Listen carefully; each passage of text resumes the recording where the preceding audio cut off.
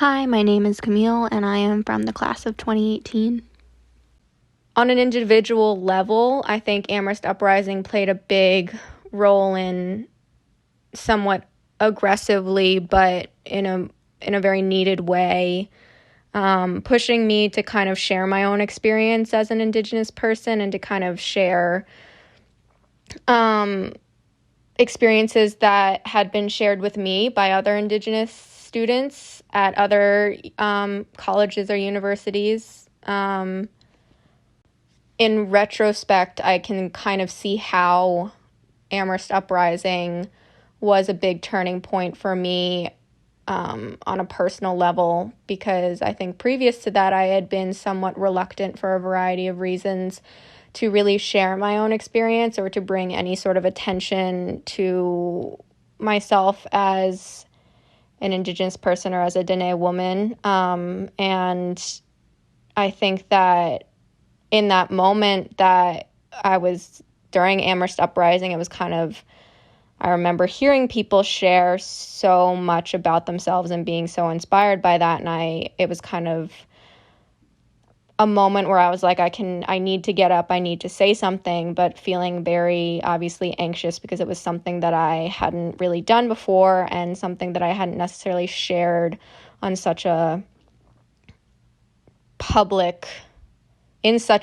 setting up until that point. So I guess to me, Amherst Uprising has a very personal meaning in how I look at myself and the growth that I've had since that point. In addition to that, I think that the phrase Amherst Uprising reminds me of a community that I wasn't aware of previous to the actual event. And it reminds me of all the people that really I sat in Frost Library and the people that inspired me, that had gotten up before me, gotten up after me to talk and share their experience, and how that really, like I said earlier, I guess, forced me in a way, or at least held me accountable in a way, not even held accountable to anybody else but myself, to speak up and share my own individual experience, but to share that experience with the understanding that there will always be different experience from Indigenous people, from Native people, and that mine is just one small piece of the entire Indigenous experience, from the past to the present to the future. But how if I think of it that way, if I just think of myself as just one tiny bit and that my experience is not worth sharing, then it kind of will continue to play into the idea of the erasure of Indigenous people, of the Indigenous experience. And that was something that I guess I'd never really thought about before.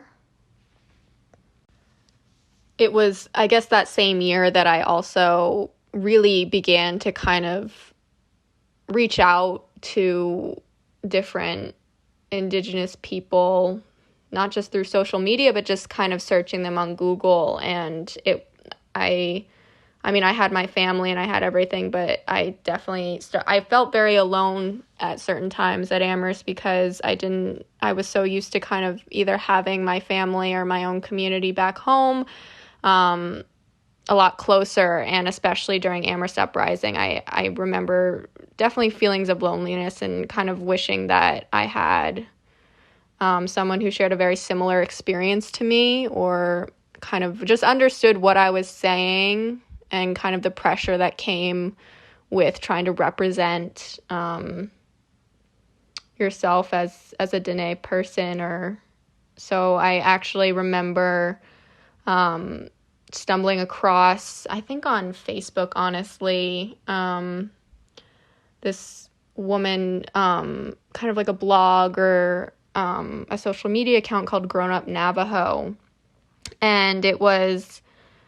really some of her words in a poem that she titled Dear Girl Made of Honey, that kind of coincided with my own experience at Amherst Uprising, and really I kind of fueled the energy that I was able to feel during Amherst Uprising, and continue kind of forward on that same path of finding a reason to speak out about Indigenous issues and to use my experience speaking up at Amherst Uprising to continue to kind of bring attention to a lot of Indigenous issues. One part of the poem, it's, I think, one of the last stanzas reads, "Dear girl made of honey, remember you are beautiful and are the strength of your people. Your mother, her mother, and her mother. You are the pulse of a bloodline that traces the circle we walk around the fire in the Hogan. You are the antidote, the medicine that cures. Dear girl made of honey, you are a vision prayed into existence, the gift to a people, the leader of the next generation, a vessel of solutions to your people's heartache. Continue to shine your prismatic rays as you uncover the treasure in the womb of your soul." And it kind of continues, but that poem, I guess, I remember reading it for the first time and feeling just the power of the words. And I think it was a few weeks after the sit-in in Frost Library, and kind of connecting that experience of reading that poem with hearing experiences from people at Amherst, from other individuals that were sharing their story, and just, there was so much. Sometimes one of those things where you don't remember necessarily what was said, but kind of the feeling that emanated from their words, or the power that kind of emanated from their words, and how it had an impact, and how it continues to have an impact, honestly, on me to this day, just that experience, for sure.